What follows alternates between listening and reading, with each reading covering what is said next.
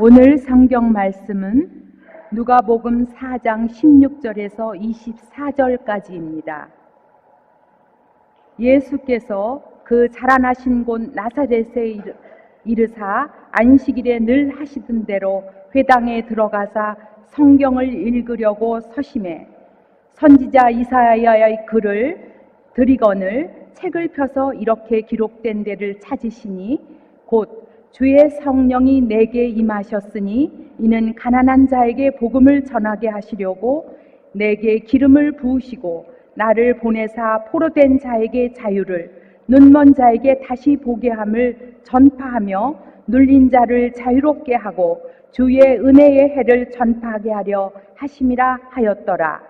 책을 덮어 그 맡은 자에게 주시고 앉으시니 회당에 있는 자들이 다 주목하여 보더라. 이에 예수께서 그들에게 말씀하시되 이 글이 오늘 너희 귀에 응하였느니라 하시니 그들이 다 그를 증언하고 그 입으로 나오는 바 은혜로운 말을 놀랍게 여겨 이르되 이 사람이 요셉의 아들이 아니냐. 예수께서 그들에게 이르시되 너희가 반드시 의사야 너 자신을 고치라 하는 속담을 인용하여 내게 말하기를 우리가 들은 바 가버나움에서 행한 일을 내 고향 여기서도 행하라 하리라. 또 이르시되 내가 진실로 너희에게 이르노니 선지자가 고향에서는 환영을 받는 자가 없느니라. 아멘.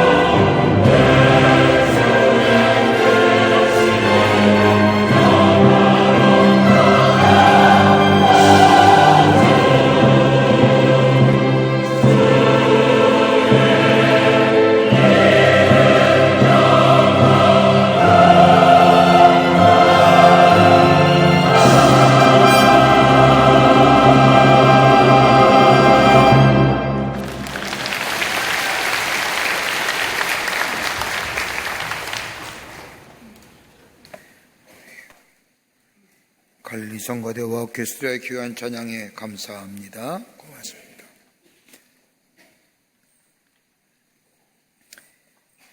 요즘 우리 사회에 보면 반려동물에 관한 이야기들이 많이 들려옵니다.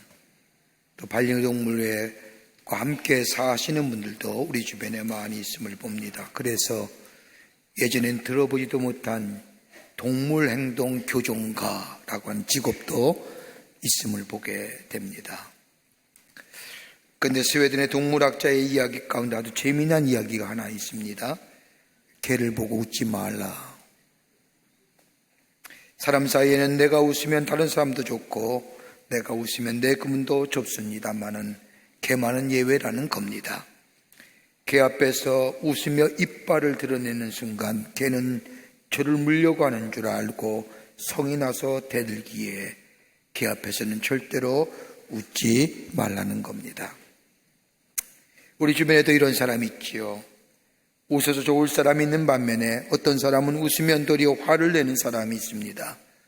그냥 웃는 그것으로 받아들이면 좋으련만 웃는 것을 마치 자신을 향하여 비운 것으로 받아들이고 시비를 거는 사람, 좀 전에 예를 들었던 것처럼 모와 같은 사람일 겁니다.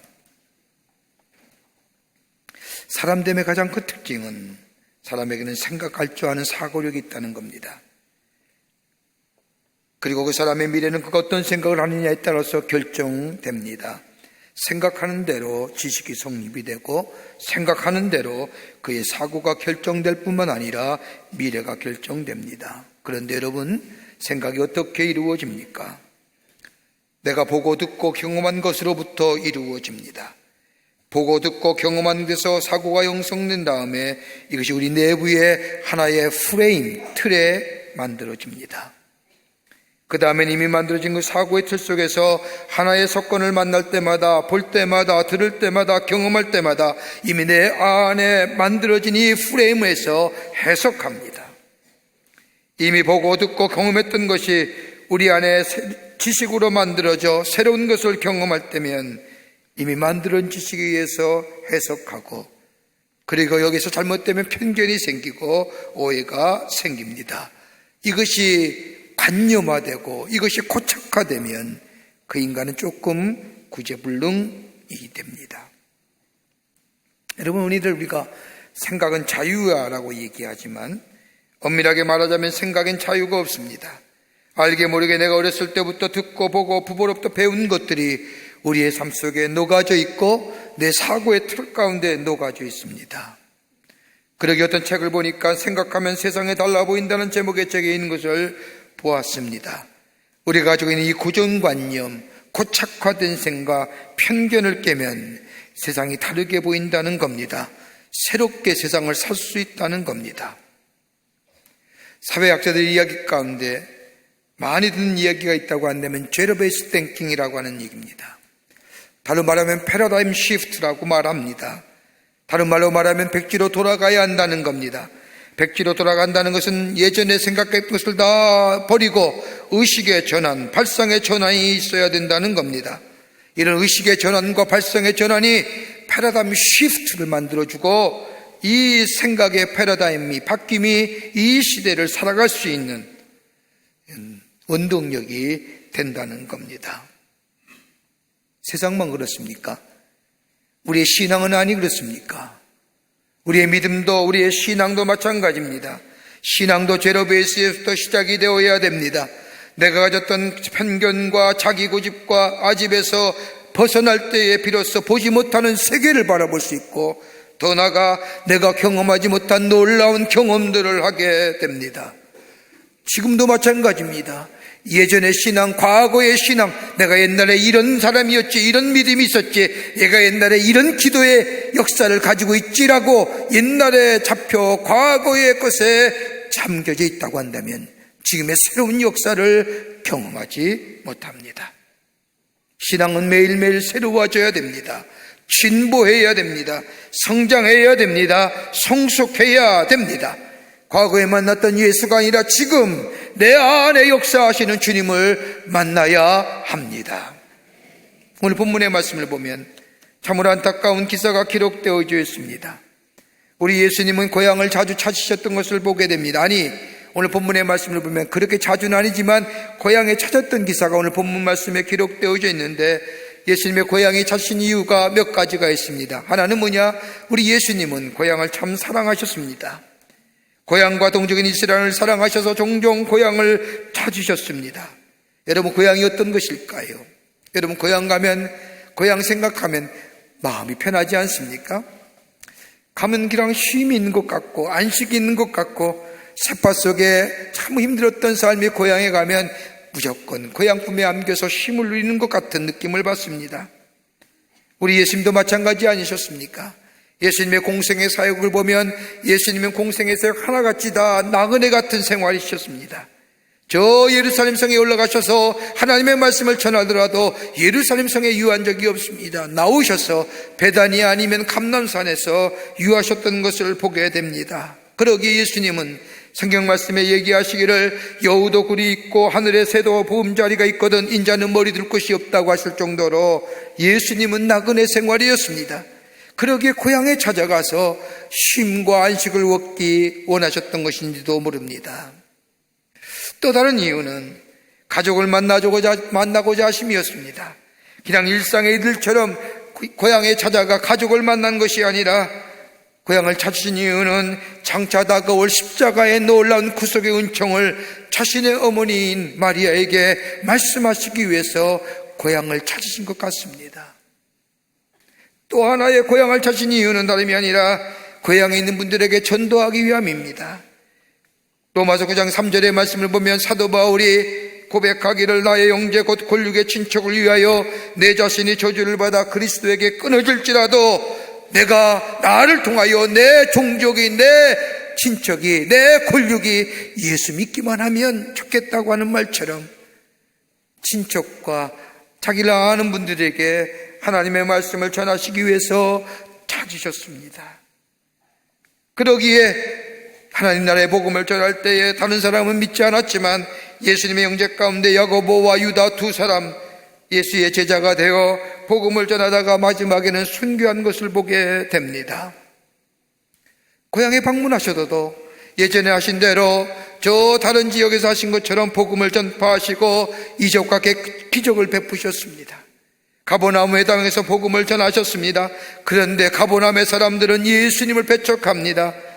많은 가버나움의 사람들이 예수의 말씀을 듣고도 예수를 영접하지 않자 예수님께서는 얼마나 안타까우셨는지 마가복음 11장 23절의 말씀을 보면 가버나움아 내가 하늘까지 높아지겠느냐 음부에까지 낮아지겠느냐.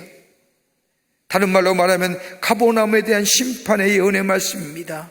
그런데 예수님의 그 말씀이 그대로 이루어집니다.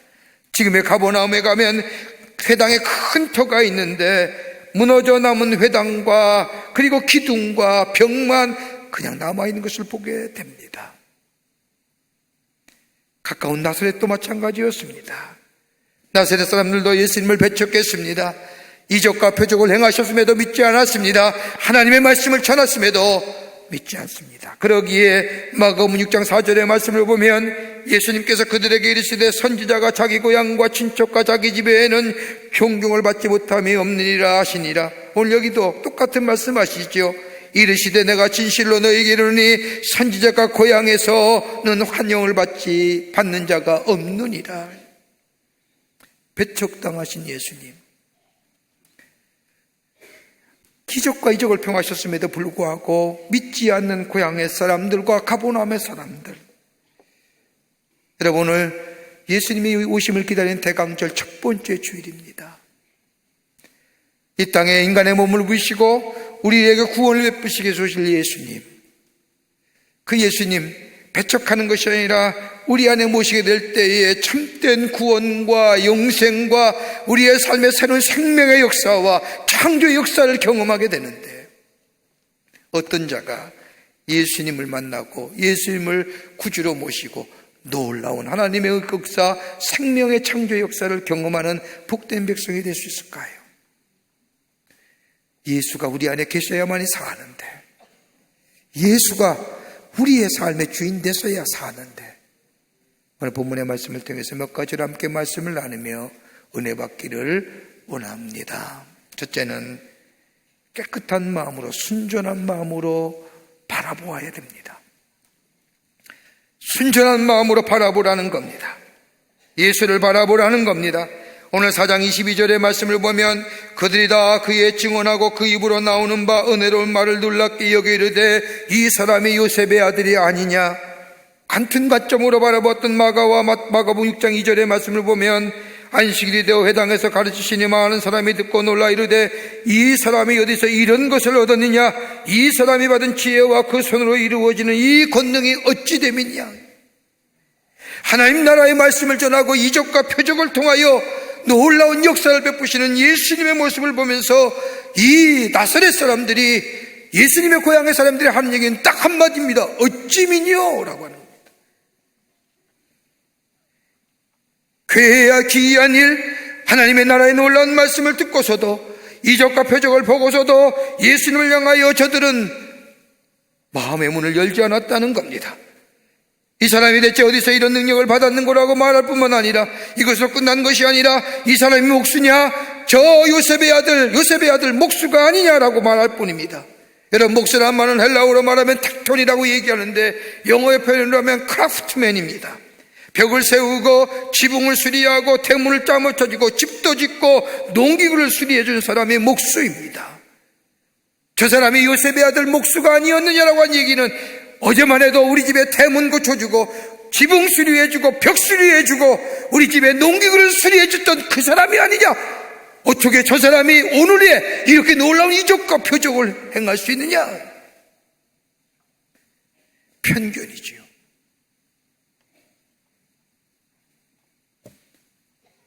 더 나아가 오늘 본문의 말씀에 누가복음 4장 18절의 말씀을 보면 우리 예수님께서 저 나사렛에 가서 하나님의 말씀을 전하시며 이사야의 예언의 말씀을 펼치시면서 주의 성령이 내게 임하셨으니 이는 가난한 자에게 복음을 전하게 하시려고 내게 기름을 부으시고 나를 보내사 포로된 자에게 자유를, 눈먼 자에게 다시 보게 함을 전파하며 눌린 자를 자유롭게 하고 주의 은혜를 전파하게 하려 함이라.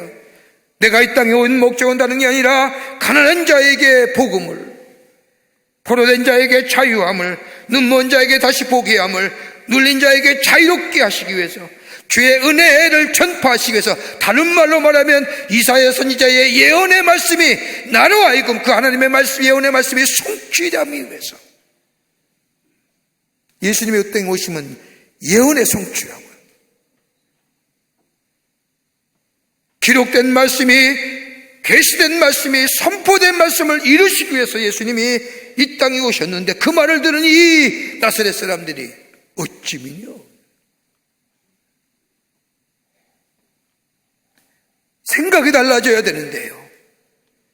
이적과 기적을 보며 듣지도 못한 하나님의 말씀을, 이사야의 예언의 말씀을 들었으면 마음의 문을 열고 예수를 받아들이고 영접해야 되는데 가졌던 고착화된 관념, 저 생각들, 편견들, 오해들, 그러기에 예수님 행하신 기적을 보며 야, 요셉의 아들 목수가 아니냐, 어찌미냐, 이런 얘기하는 거예요. 똑같은 사건을 당한 요한 보십시오. 예수님 행하신 이적과 기적을 바라보면서 하나님 나라의 복음을 들으면서 이 요한은 똑같은 고향 사람에도 불구하고 요한복음 1장 14절의 말씀을 보면 말씀이 육신이 되어 우리 가운데 거하심에 우리가 그의 영광을 보니 아버지 독생자의 영광이요 의뢰와 진리가 충만하더라. 예수님 행하신 이적과 표적과 말씀을 들으면서 하나님의 영광을 보았고, 예수님 행하신 이적과 표적을 보고 말씀을 들으면서 하나님을 보았으며, 예수님 행하신 이적과 표적을 바라보고 하나님의 말씀을 들으면서 아, 하나님이 나에게 들려주신 하나님의 음성이라 들었다는 겁니다. 여러분, 그리스도인이 되었다는 게 뭘까요?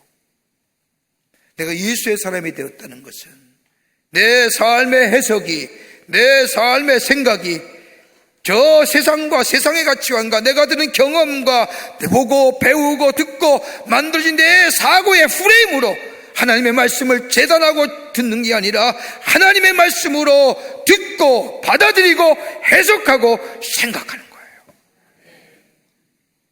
이게 안 되니까 다 세상적 가치관으로 판단하는 거예요.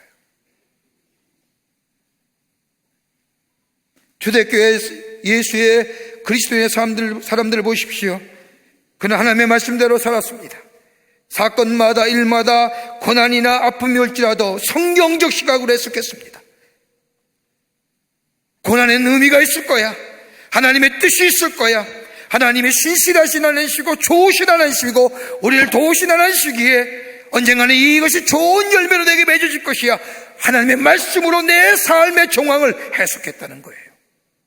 하나님의 말씀으로 내 삶의 여건들을 바라보았다는 거예요. 말씀의 관점으로 세상을 보았다는 거예요. 말씀이 그대로 내 삶 속에 이루어짐을 믿고 성취됨을 믿고 그 말씀의 렌즈로 내 삶과 세상을 바라보았다는 겁니다.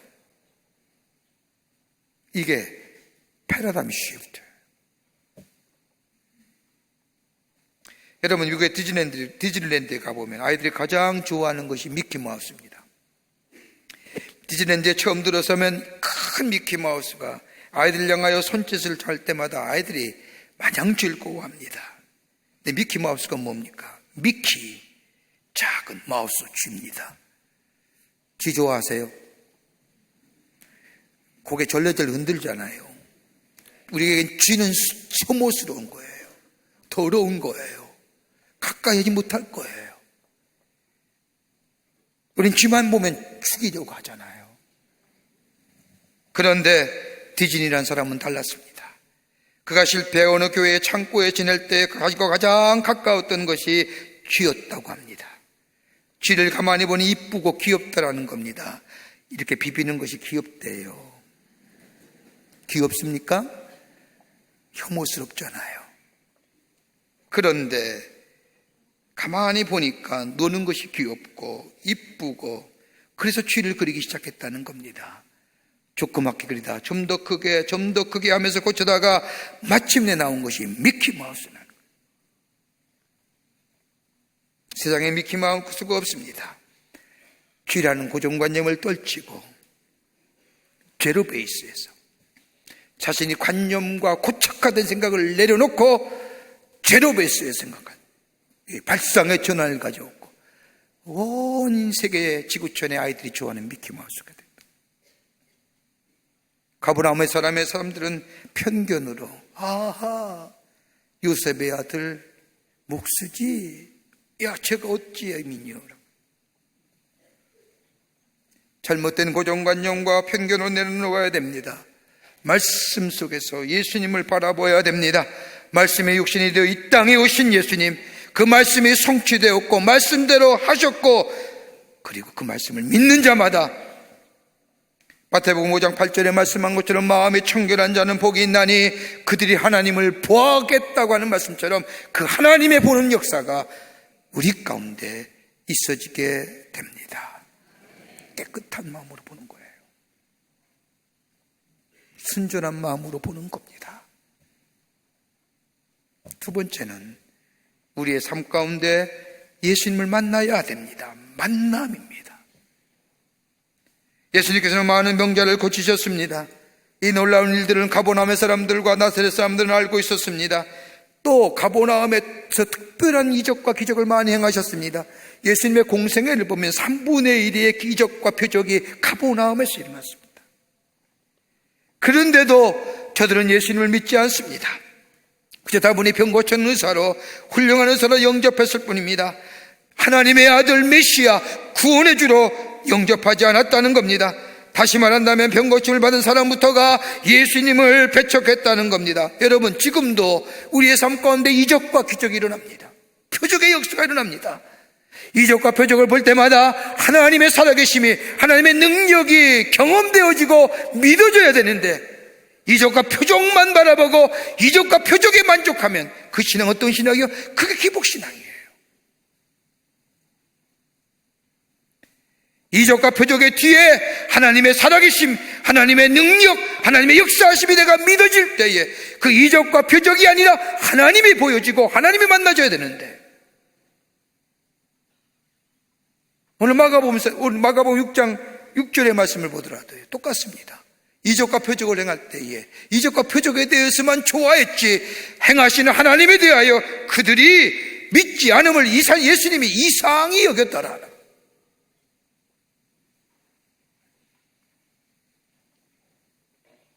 기적을 통하여 하나님 만나야 되는데, 예수님 만나야 되는데 기적이 기적으로 그냥 그치고 만 겁니다. 그러기에 더 놀라운 창조 역사가 일어나지 않은 겁니다. 여러분 가만 보세요. 오늘 본문의 말씀을 가만히 총체적으로 살펴보면 예수님은 그저 놀라움의 대상이에요. 원더링하는 거예요. 보세요. 능력이 출처에 대한 의심이 있잖아요. 그러게 뭐라고 얘기해요? 야, 이 사람이 어디서 이런 것을 얻었느냐? 마태와 마가와 누가복음 공관복음서의 말씀을 총합해보면 이런 거예요. 자, 저 예수가 어떻게 저런 능력을 얻었냐? 어저께만 해도 목수였는데? 또 하나 있지요. 야, 저 사람의 출신 봐라. 야, 요셉의 아들, 목수였던 요셉의 아들, 마리아의 아들 아니냐라는 거죠. 선입견이, 편견이. 여러분, 오늘도 기독교에 대한 편견이, 예수 그리스도의 편견이 생명의 역사를 가로막은 거예요.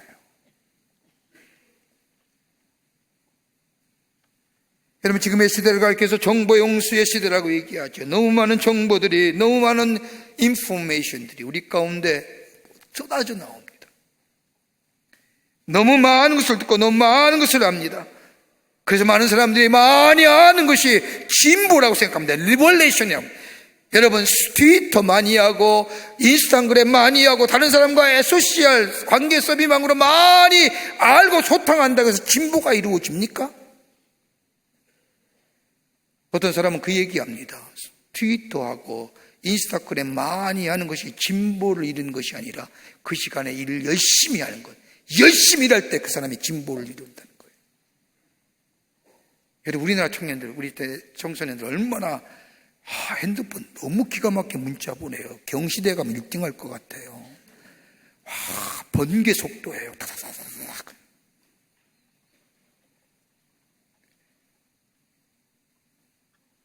여러분, 새로운 정보와 지식이 우리의 것이 되기 위해서는 몇 가지 전제 조건이 있어요. 하나는 뭐예요? 새로운 지식에 대한 열망이 있어야 됩니다. 열망이, 뜨거운 마음이에요. 알고자 하는 마음이에요.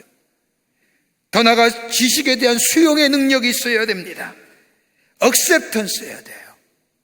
그리고 그뿐 아니라 이것을 제가 실천적 의지가 있어야 됩니다.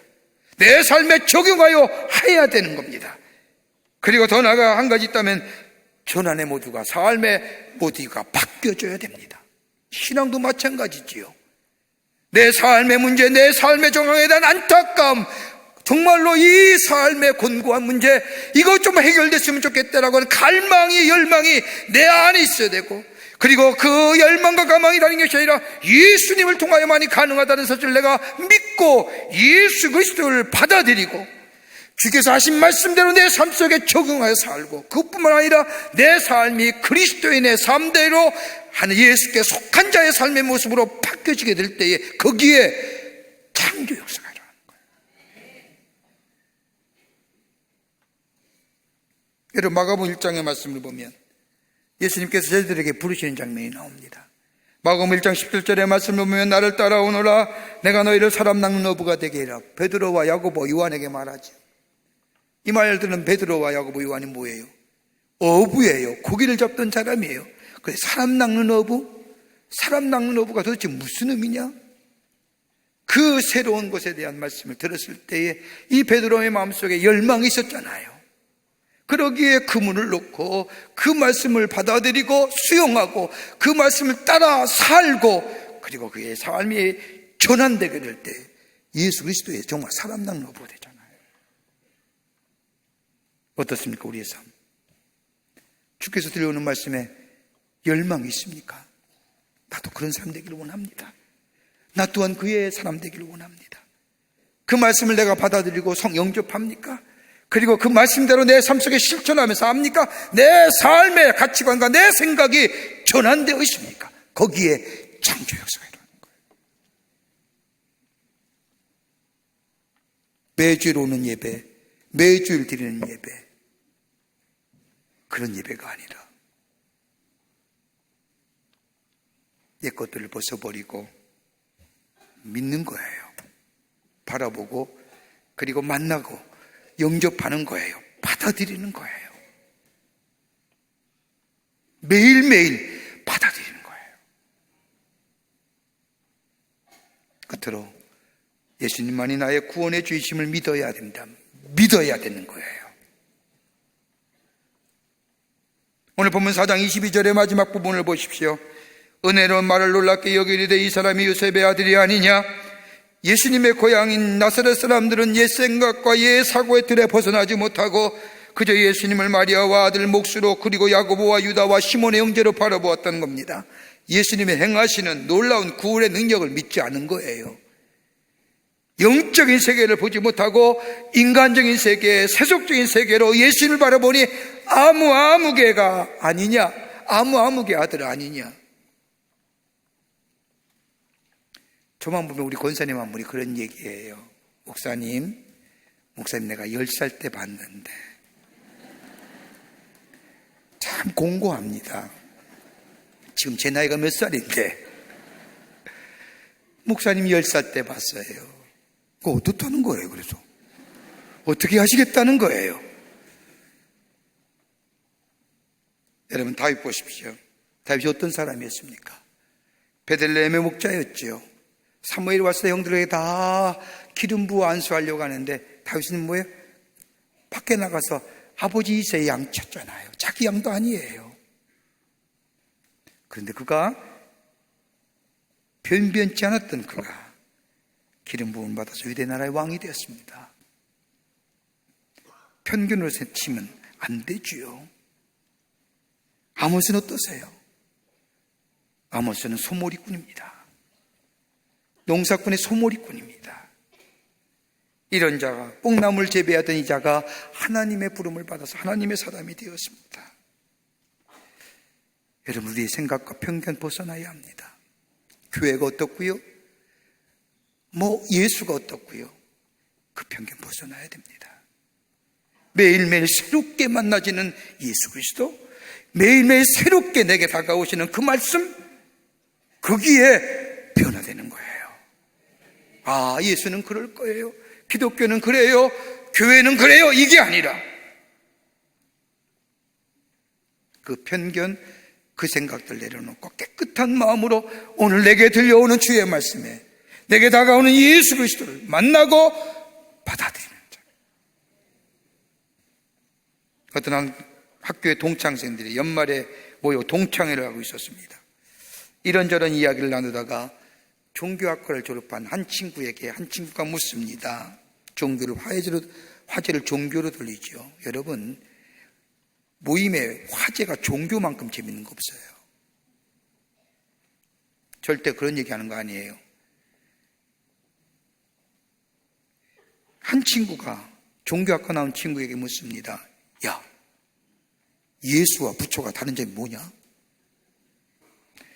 갑작스런 질문에 고민하는 겁니다. 뭘까?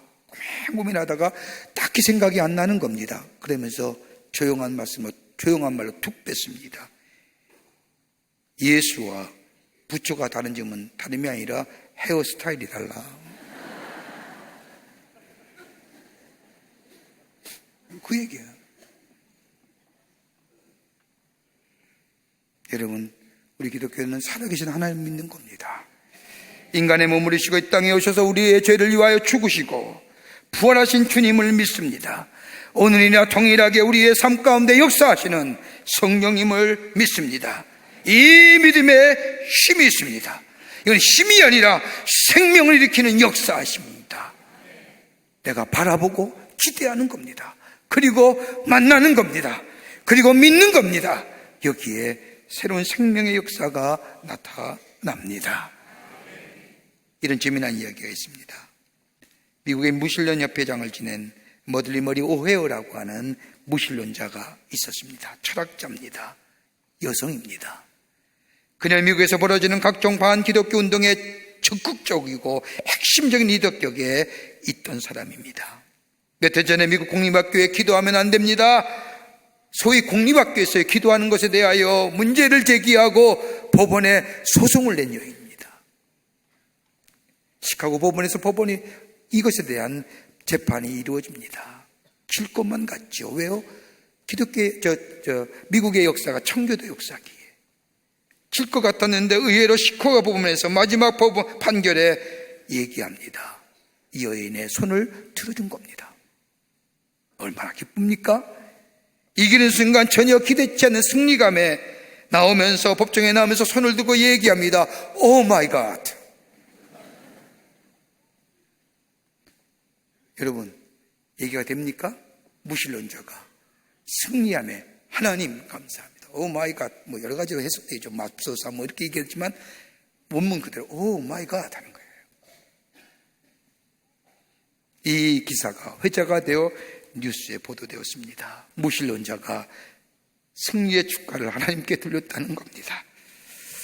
칼 융이라는 심리학자는 말하기를 사람들이 가지고 있는 여러 가지 의식 가운데 가장 강렬한 의식은 신에 대한 의식이다. 무신론자의 마음도 그렇다는 겁니다. 여러분, 무신론자도요, 신이 없다는 것을 증명하기 위해서는 뭘 생각해요? 하나님 생각해야 하잖아요. 안 그럴까요? 하나님을 주야로 묵상하는 거예요. 이렇게 보면 인간은 하나님을 떠나서는 살 수 없는 겁니다. 순전한 마음으로, 깨끗한 마음으로 인간의 몸을 입으시고 이 땅에 오신 우리 예수님 기대하는 거예요. 만나는 거예요. 바라본다는 것은 expectation 하는 거예요. 기대하는 거예요. 기대뿐만 아니라 주님 만나는 겁니다. 어떻게 해요? 주님이 내 삶의 주인 되십니다. 어서 오시옵소서. 내 마음에 좌정하시옵소서. 오늘도 우리 안에 계시는 그 예수님을 고백하며 내 주인으로 삼고 그 예수님의 말씀을 내 삶 속에 믿고 그 말씀대로 살며 내 삶의 그리스도의 삶으로 내 삶이 전환되어 가는 이런 패러다임 시프트가 있는 삶, 여기에 생명의 역사가 일어나고 창조의 역사가 일어나며 주께서 약속하신 놀라운 은혜가 주신 축복이 풍요로움의 역사가 우리 가운데 있게 될 줄 믿습니다. 그 주님이 우리 가운데 오십니다. 그 주님을 기대하며 고백하며 풍성한 하늘의 축복을 누리며 사는 여러분과 저와 되시기를 주의 이름으로 축원합니다. 하나님 감사합니다. 사랑하시고 자녀 삼으심에 감사합니다. 매년마다 많은 강림절에 올해는 특별히 주님을 기대하며 주님을 고대하며 바라보는 자 되게 하여 주시고 그 주님을 우리의 삶 속에 주인 모시고 사는 저희들 되게 하여 주시며 주님의 말씀을 믿고 고백하는 자 돼서 새로운 생명의 역사를 일으키는 그리고 그 주님을 증거하는 저희들 될 수 있도록 도와주시옵소서. 감사하며 예수님의 이름으로 기도하옵나이다. 아멘. 지금은 우리 주 예수 그리스도의 크신 은혜와 하나님 아버지의 한량없으신 사랑하심과 성령님의 역사하심과 감동 교제하심이 거룩한 주의 날 예수의 오심을 기다리는 이 대강절 첫째 주일 주의 전에 올라와 마음과 정성을 모아 예배드리며 주의 말씀 가슴에 품고 저 세상에 나가 주님과 동행하며 내 안에 새로운 생명의 역사를 일으키려 결단하는 그리고 성전에 물러서는 당신의 거룩한 백성들과 영상을 통하여 예배드리는 한국교회 성도들과 그 밖에 거룩한 백성들 위해 주께서 지금으로부터 영원토록 함께 하시기를 간절히 축원하옵나이다. 아멘.